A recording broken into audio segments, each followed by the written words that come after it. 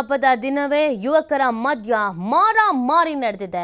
ಲಾಲ್ಬಾಗ್ನ botanical garden ಬಳಿ ಈ ಒಂದು ಘಟನೆ ನಡೆದಿರೋದು. ಮಾರ್ಚ್ 14ರಂದು ನಡೆದಿರುವಂತಹ ಘಟನೆ ಆದರೆ ತಡವಾಗಿ ಬೆಳಕಿಗೆ ಬರ್ತಾ ಇದೆ. ಲಾಲ್ಬಾಗ್ನಲ್ಲಿ ನೇಪಾಳ ಮೂಲದವರಿಂದ ಹೋಳಿ ಆಚರಣೆ ಮಾಡಲಾಗ್ತಾ ಇತ್ತು. ಬಣ್ಣ ಎರಚುವ ಬರದಲ್ಲಿ ಸೋಡಾ ಅಂಗಡಿಗೆ ನುಗ್ಗಿಬಿಟ್ಟಿದ್ರು ಆರೋಪಿಗಳು.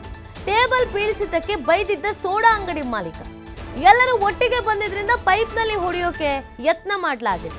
ಈ ವೇಳೆ ಎಲ್ಲರನ್ನ ಕರೆದಿದ್ದ ಆರೋಪಿಗಳು ಸ್ಥಳೀಯರು ನಮ್ಮ ಮೇಲೆ ಹಲ್ಲೆ ಮಾಡ್ತಿದ್ದಾರೆ ಅಂತ ಕರೆದಿದ್ರು. ಈ ವೇಳೆ ಗುಂಪಾಗಿ ಬಂದು ಸೋಡಾ ಅಂಗಡಿಯವನ ಮೇಲೆ ಹಲ್ಲೆ ಮಾಡಿಬಿಟ್ಟಿದ್ದಾರೆ. ಘಟನೆಯ ಸಂಬಂಧ ಸಿದ್ದಾಪುರ ಠಾಣೆಗೆ ದೂರನ್ನ ನೀಡಿದ್ದಾರೆ ಗಾಯಾಳು. 3 ಆರೋಪಿಗಳನ್ನ ಬಂಧಿಸಿ ಪೊಲೀಸರಿಂದ ಇದೀಗ ವಿಚಾರಣೆಯನ್ನ ನಡೆಸಲಾಗ್ತಾ ಇದೆ. ನೋಡಿ, 14ನೇ ತಾರೀಕಿಗೆ ಒಂದು ಘಟನೆ ನಡೆದಿರೋದು ತಡವಾಗಿ ಬೆಳಕಿಗೆ ಬರ್ತಾ ಇದೆ.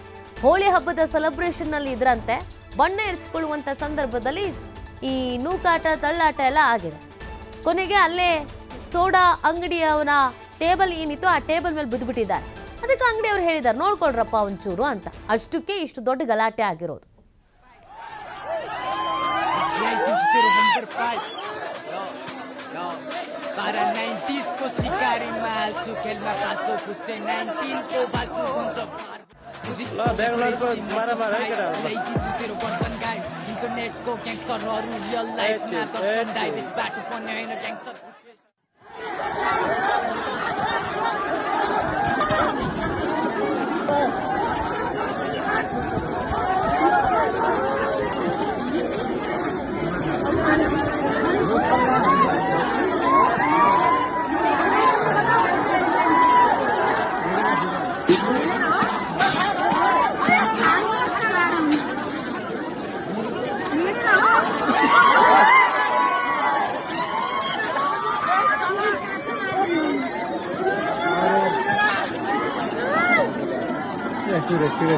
Oi.